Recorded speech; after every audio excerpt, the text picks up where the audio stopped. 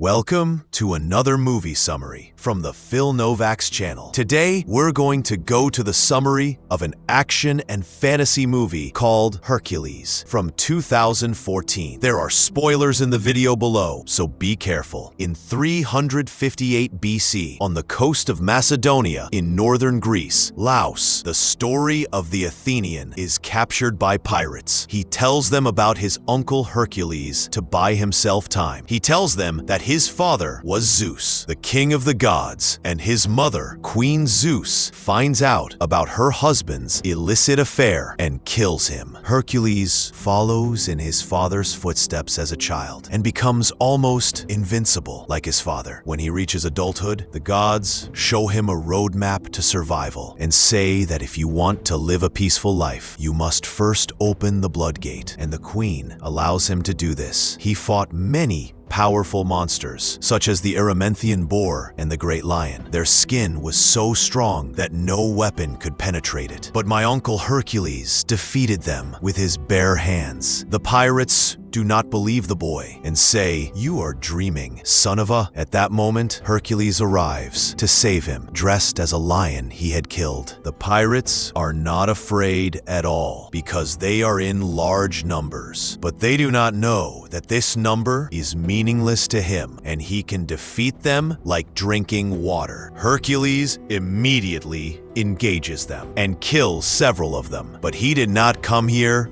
alone, but came to his aid with his own war team. One of them is named Amphiaraus, and the other is Autolycus, and a wild warrior named Tydeus from Thebes, and an archer named Atalanta from Skye is there. This group engages with the pirates and easily defeats the pirates and saves Euaeus. After Autolycus counts the heads he is going to get money for, he tells Euaeus that we must exaggerate the story of Hercules even more so that people will believe him. Meanwhile, their prophet Amphiaraus makes a prophecy through the flames and sees something. He says that a lion and a crow will form a strange alliance and fight in a sea full of corpses. Then the group goes to a tavern to celebrate their victory and has a feast. Hercules tells Autolycus that he wants to go to the lands beyond the sea so that he can finally find peace, and says that he will take Tydeus with him because he is the only one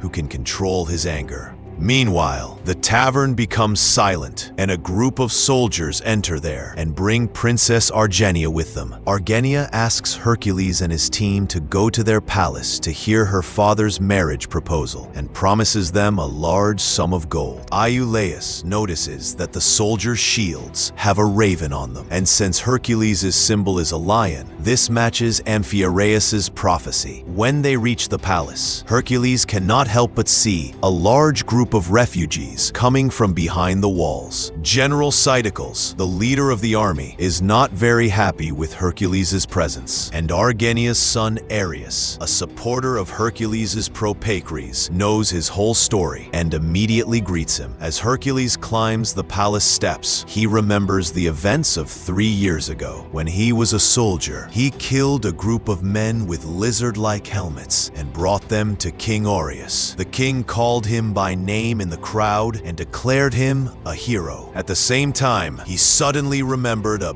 bitter memory when his wife and child were murdered in front of him. Each of them tried his best not to think about the past and only focused on the present and the future. His group met Lord Codies, the king of Thrace. Codies mocked Amphiaraus for not being able to see the future except for his own death and shot him in the head with the skills of the archer Atalanta. At that moment, Atalanta took out her bow and arrow and aimed at the guards' helmets, showing him her power. Then he invites them to dinner and explains his problems to them, saying that the country is in the middle of a jungle with a bloodthirsty warrior named Rhesus, and he has an army of centaurs. Codius shows Hercules all the refugees whose villages Rhesus's army is burning every day, and says that, "I lost most of my soldiers, and my current army is made up of farmers." He and his daughter tell Hercules about the peace in the country and say they will help him accept his job. job. The next day arrives, and Hercules and his team come to train the farmers who have become soldiers and ask them to start training slowly. They start by testing out shields and building a defensive wall, because they are really weak at this. A few hours later, Hercules goes to Cotes, and he and one of his watchers,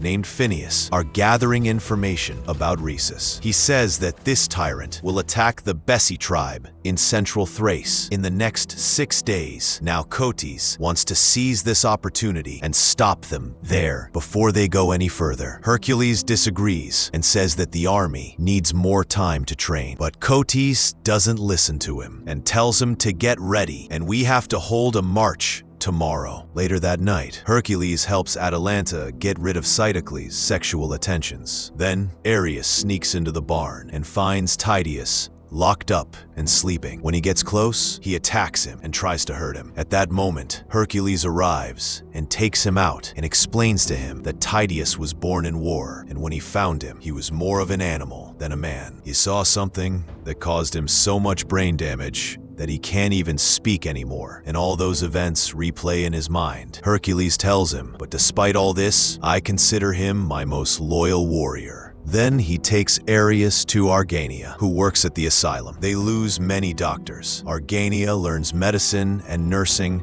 so that she can help her own kind. After going there, Hercules immediately gives Ares a milk tooth, a symbol of his power, and indicates that this gift should have been for his own child. The next day, the army arrives and prepares to march, and Hercules finds Iolaus among the soldiers and realizes that he intends to fight. Hercules reminds him that he is a storyteller, not a soldier or warrior. Gradually, everyone moves towards Bessi, but when they reach that village, they realize that they arrived too late, and Rhesus arrived earlier than them and destroyed everything. While nothing has happened, some of the corpses have rotted, and some of them are still fresh and exist on the ground. Gradually, they realize that these fresh corpses did not die and pretended to die, and it turns out that they set a trap for them. In short, one by one, they wake up and attack them. Hercules thought that Bessi was under Rhesus's control before. At that moment, Hercules orders his soldiers to build a defensive wall. Then the tribe leader challenges Hercules to a hand-to-hand fight. Atalanta prepares her quiver to shoot him with an arrow, but Hercules grabs the tip of the arrow and breaks it, slowly approaching the tribe leader. At the same moment, when the tribe leader attacks him, Hercules hits him in the head with the same broken arrowhead, killing him. The army now realizes his inspiring power, which they always know that they are on the side of the gods of power. Their battle begins, and the army and Hercules' team kill as many people as they can from that tribe, but they are too many and soon break through their defensive wall. At that moment, Hercules comes up with a new plan, ordering Amphiaraus to ride the horses and swing around them, distracting them so that his team can pick them off one by one. The tribesmen gradually accept defeat and flee. No matter how much Hercules looks for Rhesus, he cannot see him, and all he sees is a man on horseback watching them from the distance. Hercules tells Cotes that the loss of the army is as much Rhesus's fault as his own, since he had told him about the farmer's lack of preparation for the problems. Cotes agrees and now gives him more time to train.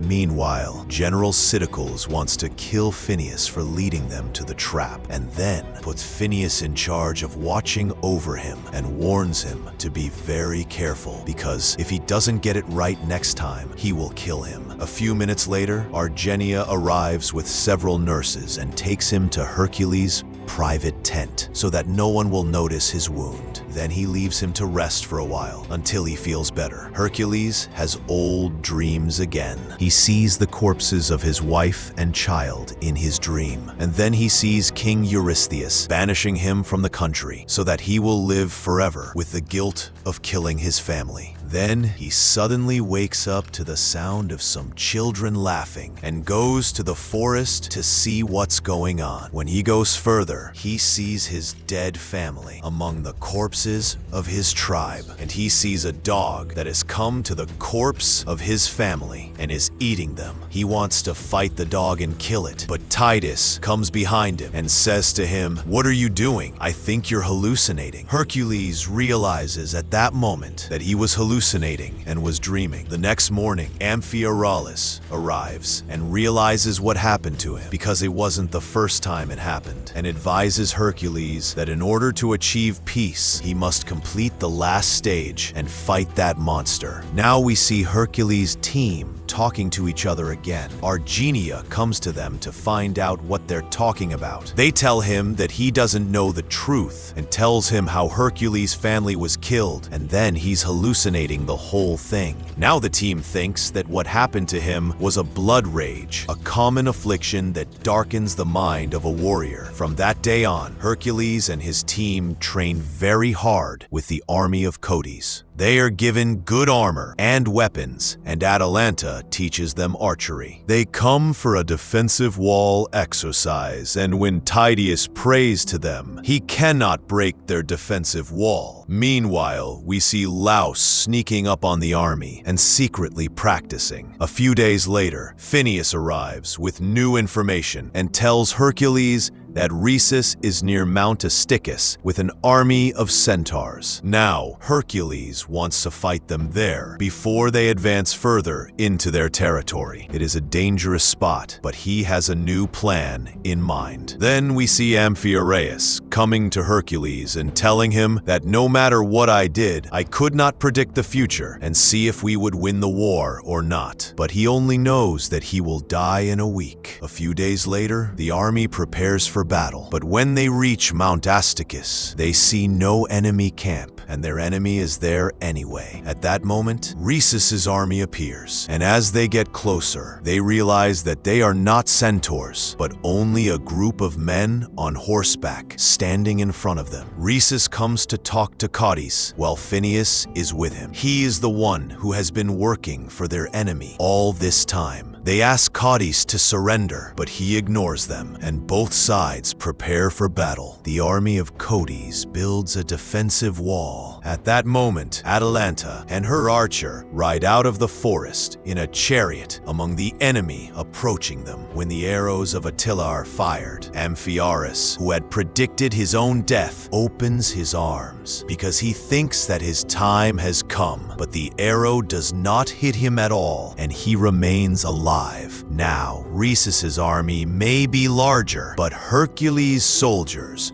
are more professional and stronger. They gradually defeat them, and Rhesus's soldiers quickly flee, but he decides to stay and have a hand-to-hand fight with Hercules. He moves towards Hercules and tries to attack him, but Hercules lifts him with a movement of his horse and throws him to the ground. Then they capture Rhesus and bring him to the palace in chains. Hercules humiliates him in front of his people, but Hercules feels sorry for him and he sets off. As they walk together, Rhesus tells Hercules that Hercules is actually a tyrant and tells him that my men did not burn that village, but that Hercules did it himself. As night falls, they hold a victory feast. They tie Rhesus to 2 pillars and humiliate him further. Argenia tries to bring him water, but Hercules does not allow her to do so. Now it's time for his coronation, and now Hercules is the king of everything. Rhesus calls out to Argenia, but she suspiciously leaves. Hercules sees Argenia's move and becomes suspicious. He chases her and goes to her and tells her to tell him everything you know. She tells Hercules that Rhesus is right. Hercules was the one who started this war. Argenia tries to convince Hercules to take Arius with her, but Hercules refuses. Just before he is found by General Cytocles, Cytocles tells Hercules that Hercules is after him. Hercules goes to Hercules and scolds him for this betrayal, but Hercules laughs and says that mercenaries who will do anything for gold suddenly appeared. He tells her that I have my own empire, and if you like, you can work for me and lead the army. Hercules rejects this offer, and before they leave, Hercules pays them the amount they agreed upon. When they get to their chariots, Hercules gives his money to Autolycus and says, I want to stay and save Thrace. He tells his team to go and make a good life for themselves with that money. Atalanta tells him that we don't follow you because you are our leader. We follow you because we are family. And and they decide to stay and fight them. Then Autolycus tells them that you are a bunch of crazy people, and then takes his gold and leaves. Now the group sneaks back to the palace, but they see General Cytocles as if he had been waiting for them and surrounds them with his soldiers. They are forced to put down their weapons, and Hercules says to Hercules, "I heard you were sneaking around with Argenia, and you wanted to take Arius with you." Hercules takes Arius from Argenia, and Arius asks Hercules for help. He sneaks back the milk tooth and tries to help him. At that moment, Hercules hits him and knocks him unconscious. A few hours later, he wakes up with his hands and feet chained and sees the head of that wild dog. He gradually regains his senses and realizes that this is a reality and that these 3 wild dogs belong to King Eurystheus. At that moment, they enter there with Hercules, and now Hercules realizes that they were working together to rule all of Greece. Hercules sees his entire team locked in cages around him. They plan to torture his people in front of him and kill them.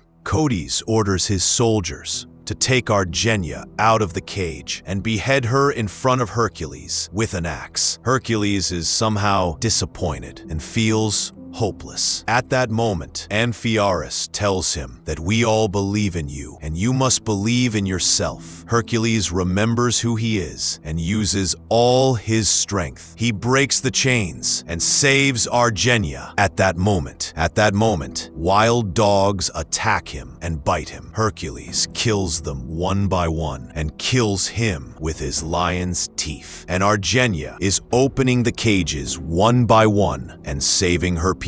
They take some weapons from the remaining soldiers and immediately leave the dungeon. Meanwhile, Cody's soldiers try to stop them. They fight, and at that moment, a fiery spear comes out. At that moment, Amphiaraus thinks that it is his time to die again and opens his arms to receive his fate. At that moment, when the spear comes towards him, Hercules comes and catches it and kills a soldier with the same spear. Hercules goes after the king. Out of fear, he starts making up various excuses so that he can escape. He says that I was also captured by Hercules, and I cannot fight him, and he had deceived me. He tells him that if you don't kill me, I can choose you as king, and if you don't want to, I can give you more money. But Hercules doesn't care about what he says. He lifts him up and puts him on the bed and takes revenge on his family. At that moment, Cytocles comes and puts a whip around his neck and knocks Hercules to the ground, intending to kill him. When he raises his sword to stab Hercules in the body, Iolaus comes